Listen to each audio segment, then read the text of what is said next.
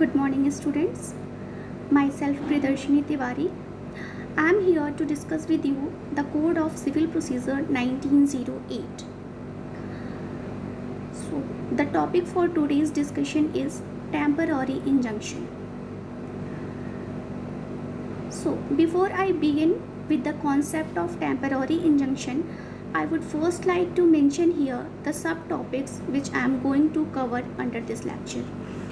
So in this lecture, I will be dealing with the introduction, definition, object of temporary injunction, the relevant provisions under Code of Civil Procedure, who can apply for temporary injunction and against whom it can be applied, and in the last, duration of temporary injunction. Let's start with introduction.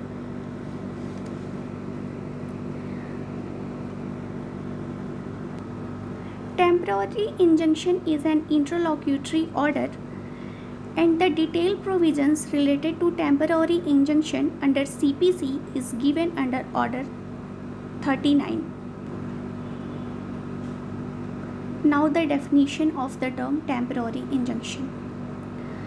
The term temporary injunction has nowhere defined under Code of Civil Procedure 1908, but we can create a workable definition of the particular term.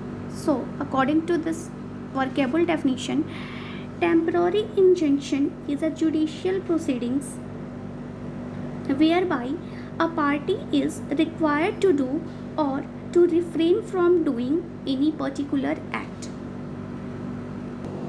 A temporary injunction is an order by which a party to an action is required to do or refrain from doing something until the suit is finally disposed of or any further order of the court. A temporary injunction is interim in nature and granted on an interlocutory application of the plaintiff.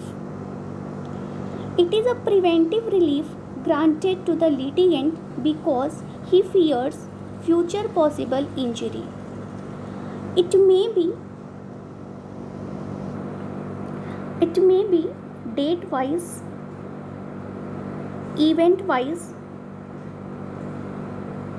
result wise, or till the coming of the defendant answer or until further order of the court, but always coterminous with the final decision in the court.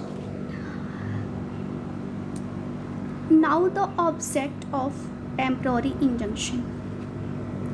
The main purpose is to preserve the subject matter of the suit in status quo for the time being in force.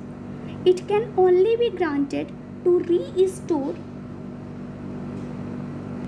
the status quo and not to establish a new status of the things. So we can say that the primary purpose of granting interim relief is the preservation of the property in dispute till the legal rights of the parties in dispute has not been finally determined. Now the relevant provisions. Order 39, Rule 1, the Code of Civil Procedure 1908 provides the cases in which a temporary injunction may be granted.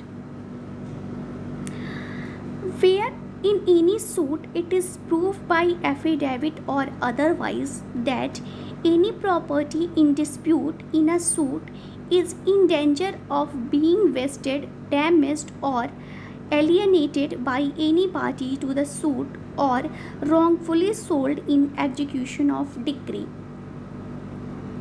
or that the defendant threatens or intends to remove or dispose of his property with a view to defrauding his creditors, or in the last situation, that the defendant threatens to disposes the plaintiff or otherwise causes injury to the plaintiff in relation to any property in dispute in the suit.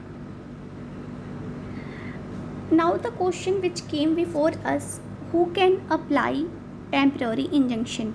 Basically it is the plaintiff who makes the application for the interim injunction, but a defendant may also make an application for the grant of injunction against the plaintiff. A leading case on this point is Satyabhama Amma versus Vijaya Amma. Now the next question, against whom it can be issued.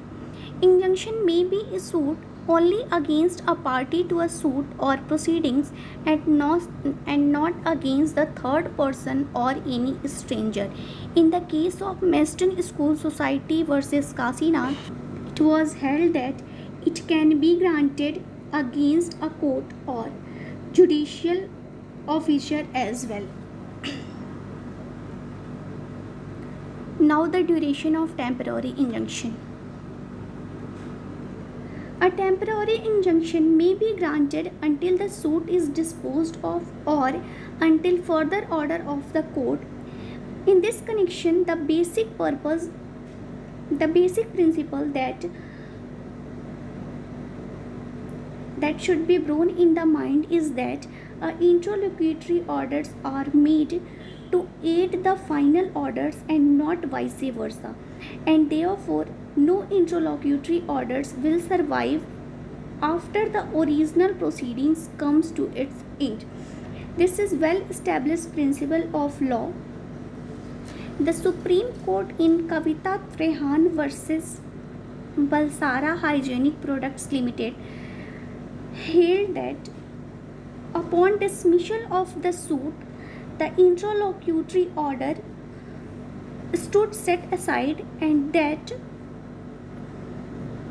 whatever was done to upset the status quo was required to be undone to the extent possible.